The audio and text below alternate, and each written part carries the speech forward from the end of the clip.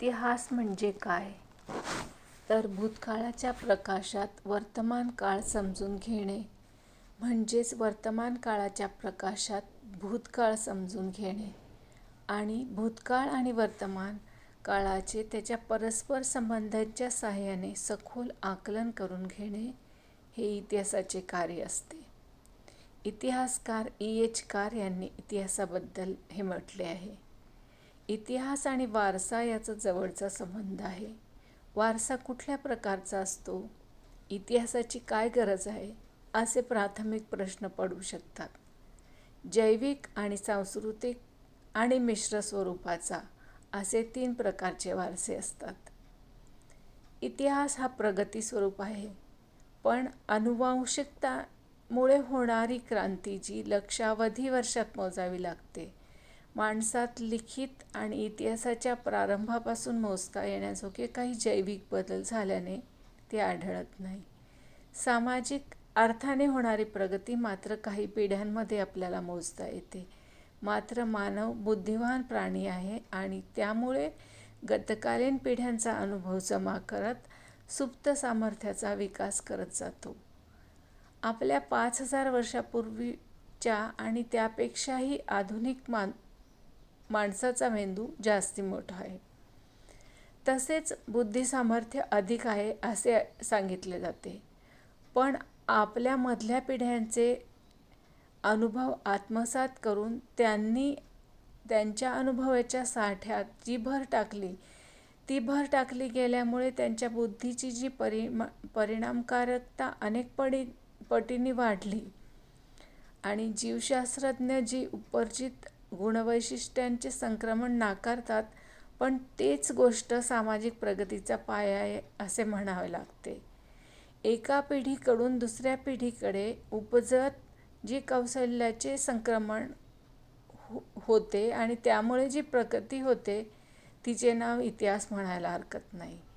तसेच अजून एक गोष्ट म्हणजे उत्क्रांतीचा नियम, उगम, जात, जैविक वारसा आणि ऐतिहासिक प्रगतीचा उगम ज्यात आहे तो म्हणजे सामाजिक वारसा याची गल्लत होऊ शकते.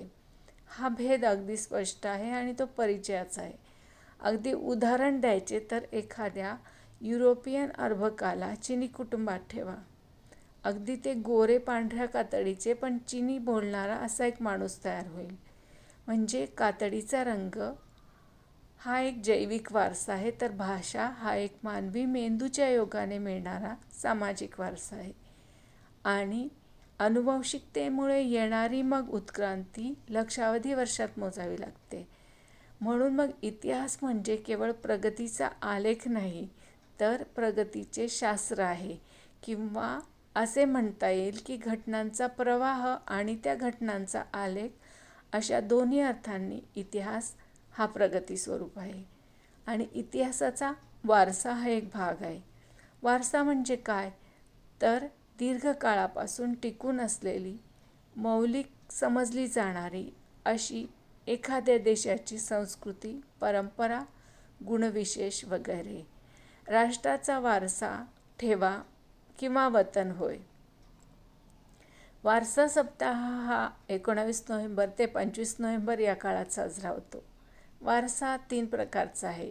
एक सांस्कृतिक, नैसर्गिक आणि संमिश्र. दक्षिण आफ्रिकेतील अध्यक्ष नेल्सन मंडेला यांनी 1994 मध्ये 18 एप्रिल हा दिवस जागतिक वारसा दिवस म्हणून साजरा केला आणि मग शाळा कॉलेजमधील विद्यार्थी त्यांना आपल्या वारशाची ओळख व्हावी म्हणून हा आठवडा नोव्हेंबर 19 ते 25 नोव्हेंबर या दिवसात साजरा करण्यात येतो. जगभरातील बरीच मंडळी एकत्र येऊन जागतिक वारसा स्थळे जतन करण्यासाठी कार्यरत आहे आणि त्यातीलच एक युनेस्को ही आहे. त्यात काय आहे? यात वारसा म्हणजे नेमके काय? तर याच्यात 2 प्रकार आहेत. एक मूर्त आणि एक अमूर्त वारसा. मूर्त वारसाचे स्वरूपात इमारती, स्मारके, काही विशिष्ट स्थळे किंवा किल्ले, गड, पुस्तके, कलाकुसरीच्या वस्तू, मानवी उपयुक्त वस्तू आणि यात विषय येतात ते म्हणजे कला, पुरातत्व, स्थापत्य, फिल्म, रेकॉर्डिंग इत्यादी. दुसरा प्रकार म्हणजे अमूर्त वारसा. यात पारंपरिक गाणी, नृत्य, परंपरा, श्रद्धा, भाषा, ज्ञान. यात सर्वात महत्त्वाचं म्हणजे काही विशिष्ट एकत्रितपणे केलेली कामगिरी आणि श्रद्धा याचा समावेश आहे. त्या म्हणजे जसे उदाहरण द्यायचे तर राजस्थानात कमी पाणी आहे आणि त्या लोकांनी सामूहिकरित्या पाणी साठवण्याचे तंत्र विकसित केले आहे, जसे की जोहड, विहिरी आणि इतर साधने. नैसर्गिक वारशाबद्दल त्या भौगोलिक परिस्थितीनुसार तिथल्या लोकांनी विकसित केलेली प्रणाली आणि त्याचे ज्ञान याचा संबंध लावता येईल. या बाबतीत वर मी चर्चा केलेलीच आहे. जसे की भारतीय बाबतीत नृत्य, कुचिपुडी, भरतनाट्यम, मोहिनीअट्टम वगैरे वगैरे, जसं योग, रांगोळी किंवा चित्रकला, मूर्तिकला अशा कला होय. याचे जतन करण्यासाठी मग काय तर म्युझियम, संग्रहालय, कला केंद्रे तयार करून ते जतन करणे, पुस्तके, डॉक्युमेंट, कलाकृती, मशीन यासाठी संग्रहालयांचा अभाव, अभ्यास, आर्काईव्ह, शास्त्रे जतन कसे करावे याचे प्रशिक्षण देणे, पुरातत्वशास्त्राचा अभ्यास, स्थापत्यशास्त्राचा अभ्यास, फिल्म तयार करून त्याची जतन कशी करावी. आजकाल जे नवीन तंत्रज्ञान आले आहे ते म्हणजे डिजिटल पद्धतीने होय. त्यातील सर्वात महत्त्वाचे म्हणजे जो अगदी दुर्लक्षित भाग आहे तो म्हणजे दुर्मिळ वनस्पती आणि प्राणी यांचे संवर्धन आणि संरक्षण करण्यासाठी सुद्धा काही पद्धती आहेत. तो पण आपला वारशाचा एक मोठा भाग आहे. का करायची एवढी सगळी खटपट तर लोकांना एकत्र जोडण्यासाठी. काही सामाजिक मूल्ये, श्रद्धा, धार्मिक बाबी तसेच परंपरा जतन करण्यासाठी माणसे एकत्र येतात. वारसा हा विषय असा आहे की लोकांनी एकत्र येऊन कृतीशील सार्वजनिक चर्चा, मग त्याचे प्रतिबिंब पुढच्या पिढीला समजण्यासाठी, यावर विचार मंथन करून पुढची पायरी ठरवण्यासाठी. भारतीय वारसा दिनाचे घोषवाक्य ह्या वर्षीचे हे होते की कॉम्प्लेक्स पास्ट, डायव्हर्स फीचर्स हे होते. 21 नोव्हेंबरलाच का तर याचे उत्तर नेल्सन मंडेला यांनी सुरुवात केली. या दृष्टीने संस्कृती जतनाचे काम बऱ्याच संस्था जगभर करतात. त्यात सर्वात आघाडीवर नाव आहे ते युनेस्कोचे. भारतात 40 वारसा स्थळांना जागतिक स्तरावर दर्जा मिळाला आहे आणि यातील अहमदाबाद शहराला हेरिटेज शहर म्हणून जाहीर केले आहे. हे गुजरातमध्ये राजधानीचं शहर आहे. चित्तोडगड, कुंभलगड यासारखे काही किल्लेसुद्धा वारसा स्थळात आहे.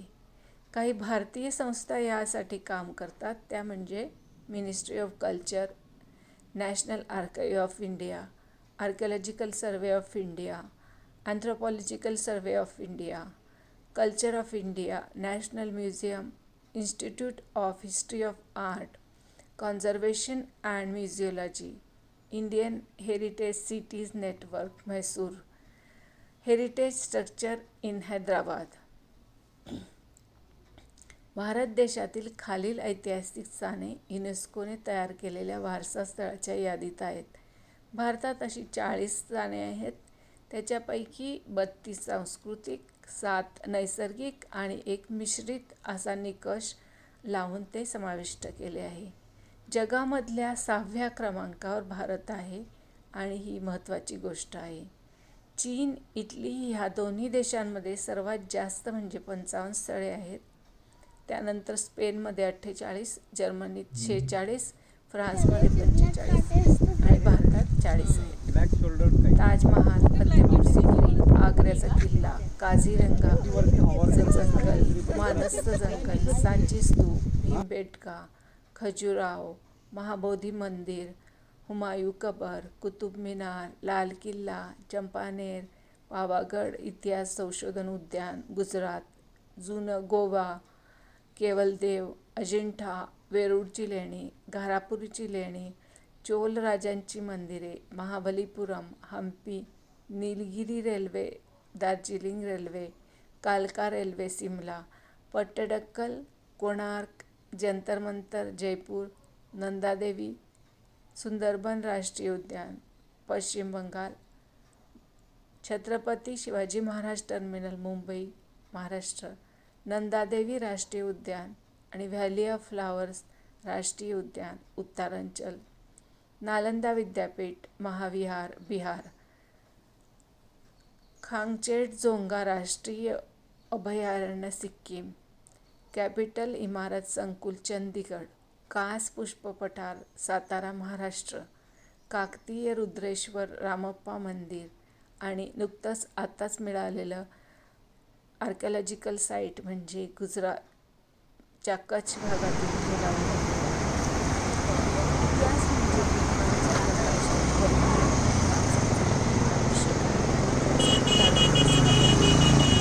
आज पोलीस नाही आहे म्हणून पोलीसच याची खाली उतरू देत नाही. जतन करणे संरक्षण आमची सर्वांची जबाबदारी आहे आणि येणाऱ्या पिढीला तरच आपण काही देऊ शकतो असे मला वाटते. धन्यवाद.